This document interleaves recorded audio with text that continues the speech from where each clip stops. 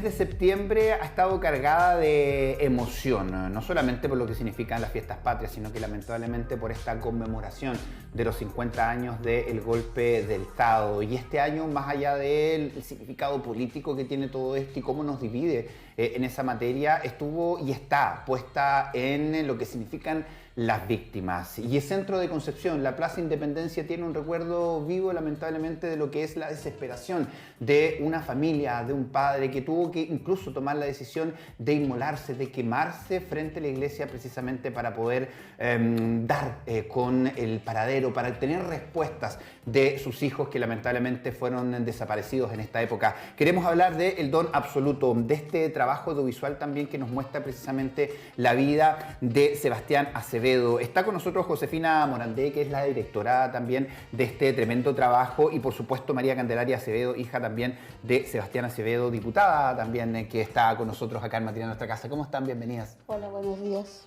Gracias por la invitación. Gracias a ustedes por estar con nosotros y comentar lo que vamos a poder vivir durante esta jornada. De hecho, hoy ya es el estreno de este documental, El Don Absoluto.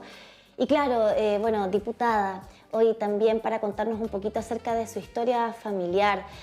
Qué bueno que de alguna manera hoy día podamos contar con este reconocimiento de la falta de respuestas para muchas familias, ¿no? Está el Plan Nacional de Búsqueda a propósito de los detenidos desaparecidos, pero también hay muchas personas que, como usted, están en calidad de víctimas de torturas por parte de todo lo que ocurrió con este aparataje, ¿cierto? Durante la dictadura. Usted fue detenida por la CNI y también, a su vez, como familiar de un padre desesperado buscando respuestas. Han pasado 40 años y me imagino que el dolor, lamentablemente, persiste, ¿no? Mira, no sé si tanto el dolor que persista, pero sí yo creo que perder a un familiar cercano a ti, como tu padre o tu madre, cualquiera de ellos, es un dolor que uno tiene permanente. Ahora, en las circunstancias en las cuales nosotros perdimos a mi padre, todavía mucho peor. Pero creo que más que víctimas, yo creo que nosotros somos sobrevivientes de la dictadura cívico-militar. Víctimas no creo, porque en el momento de la historia que nosotros vivimos, de lo que fue la dictadura cívico-militar, nosotros pudimos decidir en qué lado podíamos estar. Podíamos habernos quedado en nuestra casa, tranquilos, mirando la televisión, viendo cómo pasaban las cosas, pero también hay un tema de convicción, un tema de principios, de valores, en el sentido que nuestro padre nos inculcó a nosotros. Mi padre fue, aparte de ser un militante del Partido Comunista, también era un cristiano, así que por lo tanto no había mucha contradicción en lo que buscan los cristianos y lo que buscamos también nosotros los comunistas. Así que por lo tanto creo que la acción de mi padre, siempre los primeros años uno siempre de una u otra manera se sentía como responsable de la decisión que tomó mi padre, pero a medida que uno iba pasando los años, iba uno tomando mucho más, no responsabilidad, pero sí el que pudiéramos aceptar por qué él hizo eso. Yo creo que a nosotros nos hizo también mucho más personas, mucho más creer en que realmente lo que mi padre hizo no lo hizo solamente por nosotros, sino también por aquellos miles de compañeros que en ese momento estaban sufriendo lo mismo que nosotros, estaban en centros de detención que no eran públicos, sino que eran lugares secretos donde estaban siendo torturados, mujeres violadas, hombres violados, etcétera. Es decir, si uno quisiera a lo mejor saber un poco más de la historia de eso, habría que pensar en buscar en los libros que tienen que ver con lo que fue primero el libro de Verdad y Reconciliación, donde tiene que ver con los detenidos desaparecidos, ejecutados políticos, y en el segundo libro que tiene que ver con la prisión política y tortura, donde realmente ahí se muestra y se da cuenta de las personas que sufrimos la violencia política, sexual igual, y por supuesto las diferentes torturas que fuimos miles de chilenos, en algunos que fueron muertos y desaparecidos en otros. Josefina, ¿cómo haces clic con la historia de la familia Acevedo en medio de, lamentablemente, el gran abanico de familias, de historias que están detrás de las víctimas de detenidos desaparecidos, víctimas también de torturas, en fin, todo lo que ya conocemos lamentablemente en nuestra historia. ¿Cómo haces clic particularmente con esta historia? Bueno, clic, el año 83, cuando esto sucedió, que supimos en todo Chile y en todo el mundo se supo, unos más que otros, ¿ah? Yo sí me recuerdo, pero ahí quedó eso, en el inconsciente de todos los chilenos. Y después, haciendo mi película, el documental Hoy y no Mañana, el 2018, uno tiene que investigar mucho para los documentales. Y ahí volvió a aparecer la figura de Sebastián Acevedo porque es el que convoca a las protagonistas de mi anterior documental. Que son las mujeres por la vida. Que son las mujeres por la vida. Que ellas, cuando sucede lo de Sebastián acá en Concepción, ellas dicen, esto no puede seguir, entonces Fanny Pollarolo llama a María Oribe Monkever y dicen, tenemos que juntarnos las mujeres, era un grupo de mujeres, y cada una convocar a distintas mujeres, y así empezaron las reuniones en las casas. Entonces ahí apareció nuevamente para mí la figura de don Sebastián Acevedo y fue como en el corazón, así se me quedó y dije, esto hay que investigarlo y hay que ver y hay que hacer una obra audiovisual que quede como un registro, que quede como, así como existen los libros de historia, que quede este corpus audiovisual. Sí, es muy interesante además que lo hagas en este contexto. Además estamos viviendo los 50 años del golpe de Estado, 40 años además de lo que sucedió con su padre, diputada. Pero también hay un tema con cómo esto se ha centrado muchas veces en historias que vienen evidentemente desde la región metropolitana, ¿no? Tenemos ahí un tema con la moneda, ¿cierto? Siempre sacamos a colación lo que ha ocurrido con el programa Memorias también de Canal 9 Bio Bio Televisión, liderado por Priscila Muñoz. Y claro, como muchas veces incluso la historia es un poco centralista. Pero acá hay dos movimientos importantes que surgen en torno a lo que sucedió con su padre. Están las Mujeres por la Vida, pero también el movimiento contra la tortura Sebastián Acevedo. Es algo relevante que ocurrió, además ya en la segunda parte, si se quiere, de la dictadura cívico-militar que rigió en Chile durante 17 años. O sea, estamos hablando a 10 años del golpe de Estado y algo brutal que sucedió desde el Biobío. Claro. Y además pensar eso, que recién a los 10 años fueron las primeras protestas, el año 83, justo, o sea, ese año 83 es un año, como preguntaban en otro medio, muy especial, como que se pasa por alto, pero el año 83 fueron la convocatoria de los trabajadores del cobre, las primeras protestas, la gente se cabrea, empieza, ya no damos más, con Sebastián acá también, y sí, pues fueron movimientos, obviamente, en todo Chile, en unas ciudades más que en otras, por eso también era tan importante esta historia, relevarla, que es de aquí, del Biobío, ¿cachai? De una persona de aquí, del sur, que está la lucha en todo Chile, no era solamente en Santiago, obviamente. Entonces, sí, también nace un movimiento que se llama Los Sebastianes, que están acá, un poquito después de los de Santiago, pero era una misma misión. Diputada, ¿cómo fue ese 11 de noviembre del 83 en la vida familiar?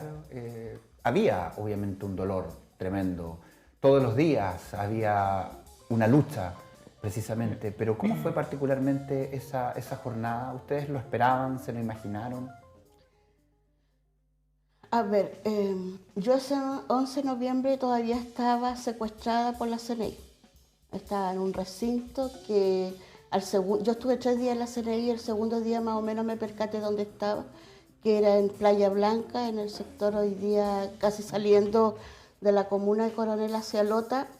En algún momento, no sé qué horas serían, pero llega uno de estos agentes a decirme, siempre vendada, a decirme que hay un sacerdote muy preocupado por la situación mía, así que por lo tanto tenía que entregar toda la información que tenía, de eso iba a depender mi salida de ese lugar, de ese recinto secreto.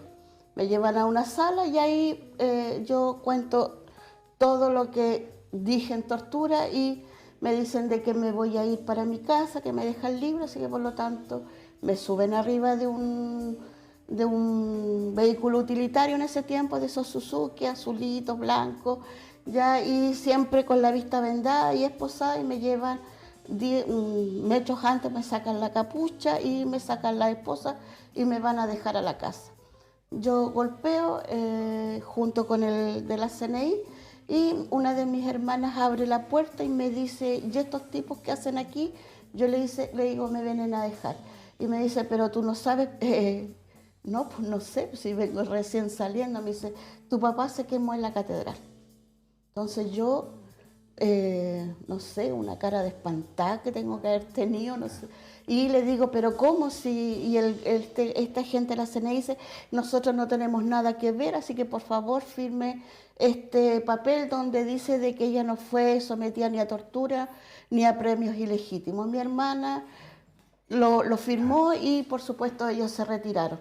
Y en ese momento yo lo único que pido es que por favor yo necesito viajar a Concepción, necesito saber si realmente es lo que me están contando una de mis hermanas o es algo que se les ocurrió en ese sentido. Yo salgo de ahí y me voy al paradero a ver de qué manera me puedo ir a Concepción a saber.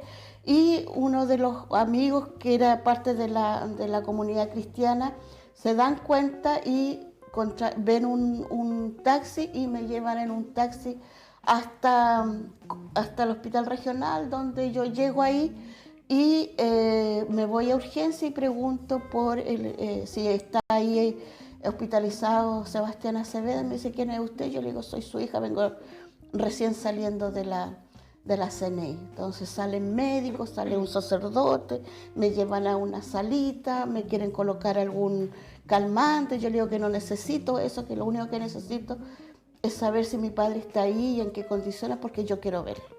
Entonces me dicen de que me calme, me controla los signos vitales, todo eso, y me dicen de que mi papá no está en las mejores condiciones como para... pero le van a ir a preguntar si él quiere verme o no. Le van a consultar porque a todo esto mi padre tenía más del 95% de su cuerpo quemado y aún así él estaba consciente. No sentía dolor por lo que me contaba a mí el médico que lo trató en ese momento, y le preguntan de que yo estoy abajo, que si él permite que yo lo vea, y él le dice que no, que yo me quedé solamente con el recuerdo de lo que él era en vida. Así que por lo tanto se me comunican, pero sí él accede a que podamos conversar por citófono. Así que por lo tanto pudimos conversar por citófono. Él, como para saber si realmente yo era, me pregunta cómo me decían cuando era niña, y yo le digo que una era la Sargento Candelaria o Patite Canario, porque tengo las piernecitas abajo bastante delgaditas. Entonces lo único que él me dice es que una, me preocupe porque mi hermano salga en libertad, que me preocupe de la familia, de mi madre, y por supuesto en ese momento yo tenía hijos de 6 y 5 años, que me preocupe de ellos, que sean unos hombres rectos, que sean hombres honestos, que le inculquen los valores, los principios de cada uno de los que ellos nos inculcaron a nosotros. Y de ahí yo sé que 1:15 de la noche él fallece producto, digamos, de sus quemaduras. Ese fue el día 11 de noviembre, que después, bueno, yo nunca vi a mi papá, solo lo recuerdo como él quería, pero bueno, uno también le quedan trancas en ese sentido, porque yo por muchos años me soñé con mi padre quemándose, pero quemándose fuera de la casa. También me lo soñé preguntándole a mi madre por qué mi papá no llegaba a la casa, pero después uno va entendiendo de que son cosas que a uno le van quedando porque tú nunca más lo viste en tu casa. ¿Cachai? Entonces, esa fue... Y mi hermano pasó 2 años, directamente pasó a la cárcel, estuvo 2 años preso. Yo salí un día 11, pero el día 30 de noviembre me llamaron a declarar a la Fiscalía Militar, y de ahí quedé 5 días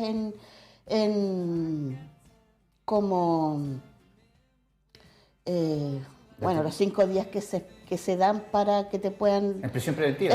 Sí, podríamos decir hoy día como previsión preventiva, y el 30 de noviembre me llevan nuevamente a la Fiscalía y me declaran reo por la Ley de Control de Armas y Explosivos y por formar grupos paramilitares. Y pasé 14 meses encarcelada y salí el 8 de febrero del año 85. Es una historia, bueno, cargada de muchos matices, y lamentablemente son todos muy dolorosos, ¿no? Estamos hablando acá de una historia familiar, de la pérdida de un padre en condiciones brutales, de tener que vivir con esas trancas, como bien dice la diputada Josefina, pero acá hay una figura que es gravitante, que es la del padre, ¿no? El padre en la vida de una familia donde está presente, un padre significativo, un padre que no se cansa de buscar a sus hijos hasta las últimas consecuencias. Y entiendo eso es lo que a ti también te despierta, además de que se te repite en la historia, ¿no? Sebastián Acevedo, el nombre en tu historia como cineasta, pero me imagino que también en lo personal. La pregunta inevitable de, ¿hubiera mi padre hecho lo mismo? ¿Qué haría yo en una situación como esa? Es complejo, ¿no? Sí, uno siempre se acerca a la historia sin saber muy bien por qué se acerca. Empecé a investigar y de repente me di cuenta, claro, soñé con Sebastián Acevedo 2 veces, que era un joven de 25 años, que yo venía aquí y estábamos en la playa, y yo le decía, Sebastián, estoy haciendo un documental sobre tu vida, y él me decía, qué bueno, y nos abrazábamos, y era un joven muy vital y muy lindo, y yo le decía, me tengo que ir. Me decía, no te vayas todavía, yo te ayudo para que te vayas mañana, que te quede otro día, pasemos lo mejor, digamos, juguemos. 2 veces soñé con él. Entonces ahí de repente empecé a darme cuenta que, claro, como que era esta historia, ¿por qué yo la estaba contando? Y claro, se me metió como un padre en realidad, como hubiera sido mi padre, un poco. Entonces ahí como que esta figura como que se universalizó para mí, porque digo, todos tenemos un padre, sea bueno, sea más o menos, sea esté presente o no, pero todos tenemos un padre. Entonces, sí, yo no me había dado cuenta en realidad que era mi padre para mí, realmente. Y esta película me ayudó un poco a mirar a mi padre. Tanto que por eso le dedico la película al comienzo a mi padre. Porque es la figura de todos. O sea, más allá de que vamos a empezar, mi padre hubiera hecho eso o no, no sé, eso es tan personal, ¿no? Y hay que estar en una situación de desesperación grande, no es un juego. Entonces, pero sí, es muy importante la figura del padre, y creo que lo bonito es que ahora es el padre de todos. Y todos podemos relacionarnos con ese padre. Y a propósito de eso, diputada, claro, y se entiende su emoción al escuchar. ¿Se imaginó en ese proceso doloroso que estaba viviendo por la pérdida de su padre, pero además también que sus hermanos detenidos, usted detenida, presa, obviamente? Al salir, ¿se imaginó el impacto que generó su papá? Los movimientos que se crearon, lo que él provocó también para unir de alguna manera a aquellos que también estaban unidos, pero esto los fortaleció mucho más también para seguir luchando. Mira, yo creo que en ese sentido uno nunca ve lo que puede ocurrir. Es decir, los primeros días de que yo salí de lo que sucedió con mi padre, yo me fui a una casa de sacerdotes, ahí estuve esperando. Cuando me dieron la noticia de que mi padre se había fallecido ya a esa hora, estaba con unos sacerdotes. Al otro día, cuando comienza el funeral, el velatorio, yo no voy solamente al último momento cuando lo van a sepultar. Salí de ahí antes de que lo pudieran hacer su último ritual, podríamos decir así. Y de ahí quedarme en un lugar sola con otro hermano que también estaba siendo buscado en ese momento, y de ahí salir y irme a Santiago con la posibilidad de que me pudiera ir al extranjero, exiliada, pero tú no le tomas el contenido, lo que significa eso. Después, cuando tú estás ya como más tranquila, estás tratando de sobreponerse a la pena, al dolor, al estar encarcelada, va a ir de a poco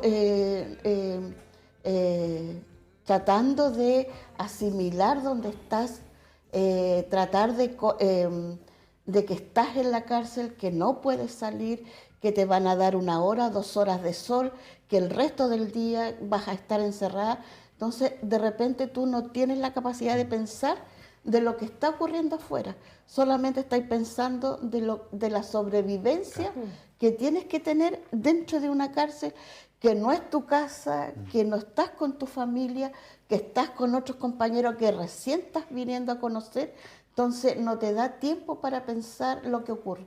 Yo creo que después cuando yo salgo en el 85, recién me puedo dar cuenta de el impacto que produjo en mi padre, es decir, que el movimiento en Santiago haya asumido el nombre de mi padre como Movimiento contra la Tortura, Sebastián Acevedo, conocer a sus integrantes, tener el cariño que ellos le tenían a mi padre y por supuesto también a nosotros como familia, conocer también acá en Concepción a todos aquellos que también se conformaron como un movimiento, ahí uno se viene a dar cuenta la relevancia, la importancia que dejó mi padre, pero no para mí, sino que para la sociedad. Yo creo que en ese momento lo que se dio a entender es que en Chile se torturaba. Todos sabíamos que en Chile se torturaba, pero nadie era capaz de decir dónde estaban, con quién estaban, quiénes eran, y eso también permitió que lo que Sebastián hizo. A uno le cuesta, por supuesto, por eso te digo, pasan años en los cuales a uno le cuesta asumir que no solamente lo hizo por nosotros, sino que muchos otros, pero también es una forma de que él entregó su vida para que el mundo, y en Chile sobre todo, nos diéramos cuenta que el valor de los derechos humanos, por el no solo hecho de pensar distinto, tú tienes que ejercer la violencia, el maltrato, la tortura, la desaparición. Yo creo que hay muchos significados por los cuales Sebastián Acevedo, pero además creo que también es algo importante en la vida de cada uno de nosotros. Cuando nosotros decimos que tiene que haber verdad, tiene que haber justicia, lamentablemente en todos estos 17 o más de 30 años nunca ha habido ni la verdad, ni la justicia, ni la memoria suficiente para que no volvamos a repetir los hechos que ocurrieron. Por lo tanto, cuando hay denegación de justicia, hay denegación de la verdad, entramos en la impunidad, que es lo que ha habido en estos últimos más de 30 años. Y cuando se instala la impunidad, también se instala el negacionismo en nuestro país. Y yo creo que, de alguna manera, lo que ha hecho Josefina es instalar en este país que no debemos olvidar los hechos que ocurrieron, que son parte de nuestra vida, que son parte de nosotros y que tenemos que cuidar esta naciente democracia porque todavía está en peligro de que puedan ocurrir cosas que no quisiéramos volver a repetir. Sobre todo si lo olvidamos, de la importancia de mantener viva la memoria y de lo que va a pasar hoy, Josefina, de la mano de Miradoc, hay que decirlo, ¿cierto?, que también se ha sumado a estos 50 años de conmemoración para que hagamos la invitación. Se va a estar mostrando este documental justo hoy, además en un lugar muy cercano de lo que ha sido emblemático también para la historia de Sebastián Acevedo, acá en el Teatro Concepción.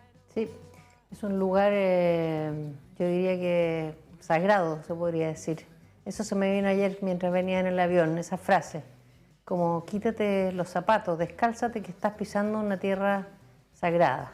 Entonces es muy emocionante poder ver esta película hoy en este teatro de la Universidad de Concepción, frente a la plaza, frente a la catedral, así que los invito a todos a venir hoy día en la tarde, a las 8 de la tarde. Y ahí van a tener la oportunidad también de conocer precisamente las razones por las cuales está esta placa conmemorativa en la Plaza Independencia. Tal vez no todos saben o sí, pero de todas maneras aquí hay una posibilidad de poder ver esta historia humana detrás también de esto que generó también todo un cambio de mentalidad, si se quiere, en la ciudadanía. Así que agradecidos a ambos por estar acá, a su familia también, a usted por supuesto, por agradecerle también en su calidad de diputada, pero también como hija también de Sebastián Acevedo, por estar acá. Muchas gracias. No, muchas gracias a usted. Gracias, Josefina. Gracias a también dos. durante esta jornada con el documental que sabemos va a dar mucho que hablar. Esperemos que así sea, que se abran los diálogos. Contento de estar acá. Son las 10 de la mañana en punto y con esta invitación justamente a sumarse a esta instancia nos vamos a separar brevemente en una pausa comercial cortita porque a la vuelta tenemos mucho más para ustedes aquí en Matinal Nuestra Casa.